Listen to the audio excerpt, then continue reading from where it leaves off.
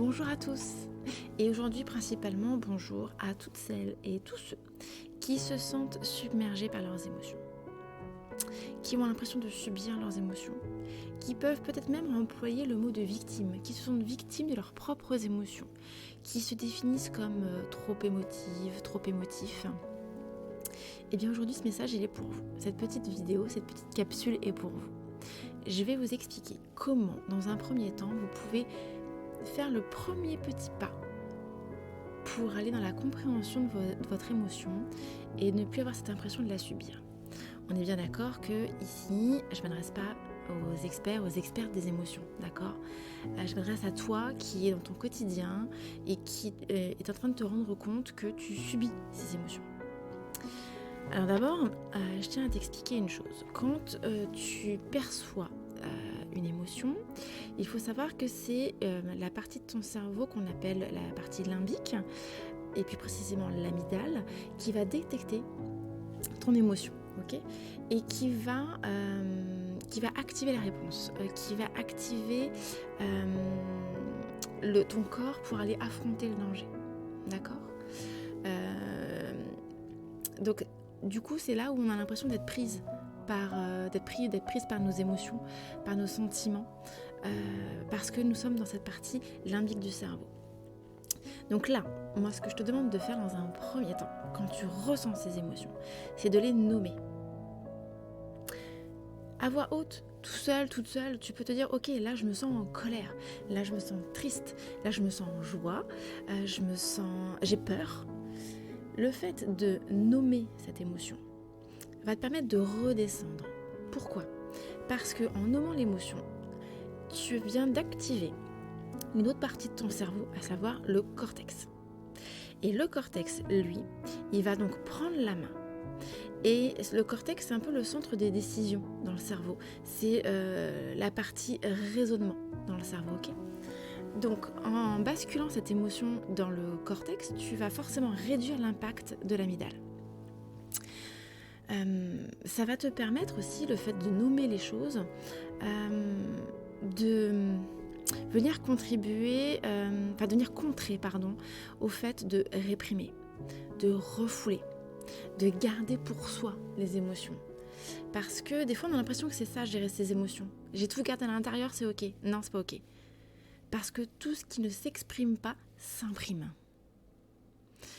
Quand on ne parle jamais de ses émotions, quand on n'en prend jamais conscience, quand on ne les prend pas en main, ces émotions, qu'est-ce qui se passe ? On a des douleurs chroniques, on a des maladies chroniques, on commence à avoir mal au dos, on commence à avoir de l'eczéma qui nous sort sur la peau, une dépigmentation, on commence à avoir des blocages à certains endroits du corps, ok ? Ce qui ne s'exprime pas s'imprime. Parler de tes émotions, ça veut dire prendre soin de toi aussi. Ensuite, il ne faut pas confondre ton émotion et son déclencheur. Un collègue qui vient te voir et qui te dit un truc qui te met en colère. Ce qu'il y a à prendre en compte, c'est pas ton collègue.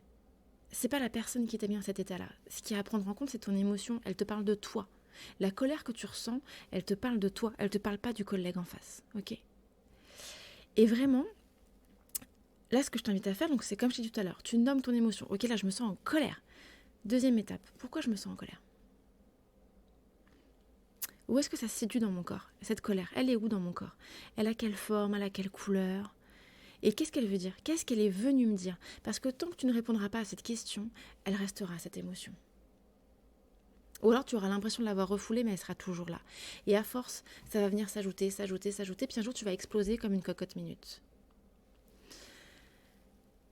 Là vraiment, chaque émotion a un message. On va parler des émotions principales. Si on parle de la peur, elle vient te dire qu'il y a un danger. Réel ou imaginaire, peu importe. Elle vient t'informer qu'il y a un danger, qu'il y a un inconnu, ok ? À toi, du coup, de voir comment tu peux répondre à ça. Comment tu peux... Donc, tu as un besoin de quoi ? Si tu te sens en danger, tu as un besoin de sécurité, très certainement. Comment, toi, avec tes propres moyens, tu peux venir nourrir ce besoin de sécurité ? Et à partir du moment où ce besoin va être nourri, l'émotion de peur, elle va descendre, ok ? Si maintenant on parle de la colère c'est quoi ? C'est une frustration. Tu ressens une différence entre ce que tu souhaiterais et ce qui se passe, d'accord ? Pourquoi ? Elle veut dire quoi cette différence ? Comment tu peux... Quel est ton besoin derrière ça? Un besoin de justice, un besoin de réparer une blessure, un besoin de reprendre une certaine puissance dans ce qui est en train de se passer? Eh bien, regarde, comment tu peux venir nourrir ce besoin par toi-même? Peut-être dans un autre domaine de ta vie.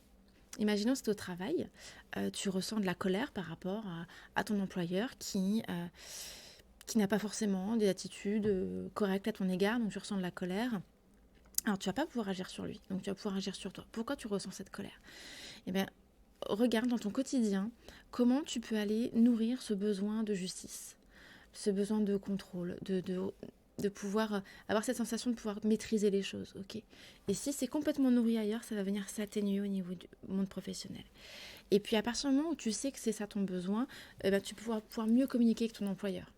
Ok? Et ne pas aller lui parler en lui disant tu fais ci, tu fais ça, mais plutôt quand il se passe ça, j'aurai besoin d'eux. Ok? Ensuite, si on reprend une autre émotion principale, la tristesse. La tristesse, c'est quoi? C'est la sensation de perte. Encore une fois, réelle ou imaginaire. Cherche qu'est-ce que tu as l'impression d'avoir perdu. Et vois comment tu peux aller nourrir ce besoin autrement. Là, je prendrai l'exemple de ma petite fille, ma grande fille. La fois, elle s'est mise à pleurer, je suis allée la voir, donc je l'avais un petit peu disputée avant. Et je lui ai dit, donc, qu'est-ce qui t'arrive? Elle me dit, je suis triste. Je lui ai dit, est-ce que tu sais ce que c'est la tristesse? Elle me dit non, je sais quand on a l'impression d'avoir perdu quelque chose. Est-ce que tu peux me dire ce que tu as perdu? Et elle m'a dit, oui, j'ai perdu un petit peu d'amour. Quand tu t'es fâchée, j'ai perdu un petit peu d'amour.